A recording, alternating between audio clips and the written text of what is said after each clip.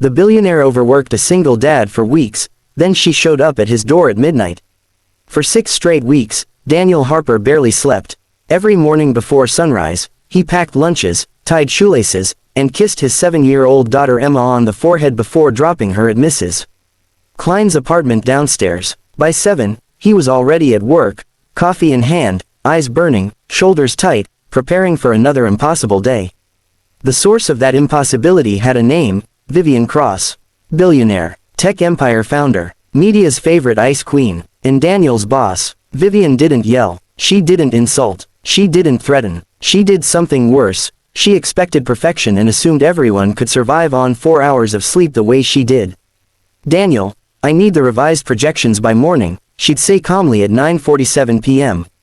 Tomorrow morning, he once asked. She blinked. Is there another kind? Deadlines stacked on deadlines, emergency meetings, last-minute travel plans she canceled and reinstated within the same hour. Daniel worked through lunches, through evenings, through weekends. He missed Emma's school play. He forgot picture day. Once, he fell asleep at his desk and woke up to Vivian silently placing a file beside him. Go home, she said flatly. You're no use like this. The next day, she doubled his workload. Daniel needed the job. After his wife passed 3 years earlier, this position, executive operations manager, had been his lifeline. The pay covered rent, childcare, medical bills. Quitting wasn't an option, but exhaustion crept into his bones. One rainy Thursday night, Daniel finally broke. He stood in the empty office at 11:30 p.m., staring at his screen as the numbers blurred. His phone buzzed, a photo from Mrs. Klein, Emma asleep on the couch, still wearing her school uniform. She waited for you, the message read. Daniel shut down his computer, chest tight. He didn't care if Vivian noticed. He went home. That night, he didn't finish the report.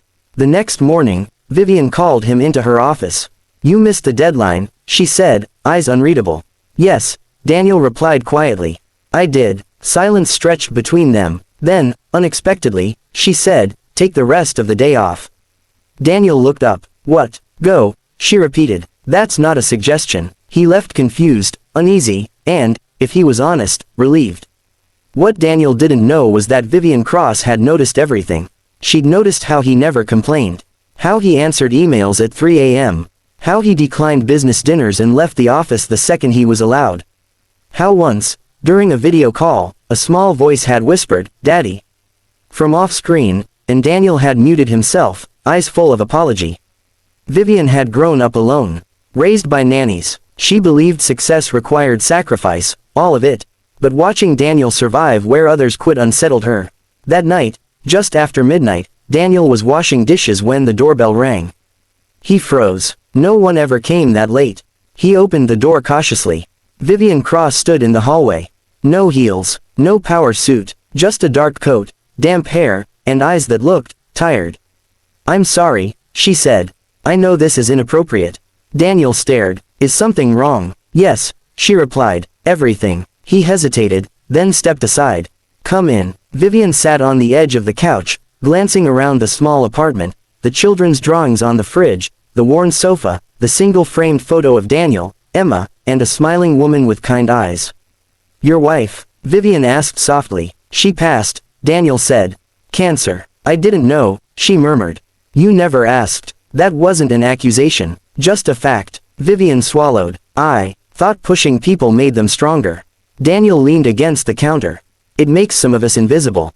The words hit her harder than any headline ever had. I overworked you, she said. I know that now. Daniel said nothing. I didn't come to apologize, Vivian continued. Not just for that. I came because I realized something tonight. She looked up at him. I've built a billion-dollar company and no one would notice if I disappeared for a week. Your daughter notices if you're late 10 minutes. Silence filled the room. I want to change how this company works, Vivian said. Starting with you. Daniel frowned. What does that mean? Flexible hours. No after-hours emails unless it's truly urgent. And, she paused. A promotion. With a team so you're not carrying everything alone. Daniel laughed softly, shaking his head. Why me? Because you remind me of the cost of success, she answered. And because I don't want to be the kind of billionaire who breaks good people. From the hallway, Emma's sleepy voice called out, Daddy. Daniel turned instinctively. Vivian stood. I should go. Emma peeked around the corner, rubbing her eyes. That's my boss, Daniel said gently. Emma nodded seriously, then looked at Vivian. He works too much. Vivian smiled, small, genuine. You're right. At the door, she paused. Thank you for letting me in. Thank you, Daniel replied, for finally knocking. The next morning, the company culture began to shift. And for the first time in weeks, Daniel slept through the night.